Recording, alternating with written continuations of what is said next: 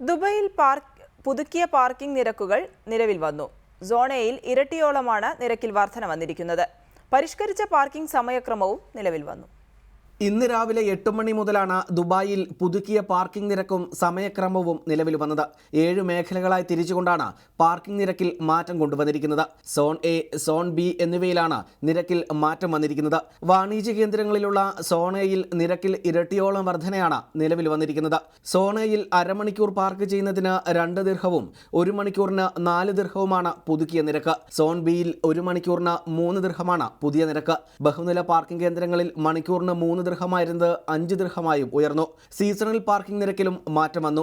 Zone എയിൽ 3 മാസത്തേക്ക് 1400 ദിർഹവും 6 മാസത്തേക്ക് 2500 ദിർഹവും 1 വർഷത്തേക്ക് 4500 ദിർഹവുമാണ് പുതുക്കിയ നിരക്ക്. പാർക്കിംഗ് സമയക്രമത്തിലും ഇന്നു മുതൽ മാറ്റം വന്നു.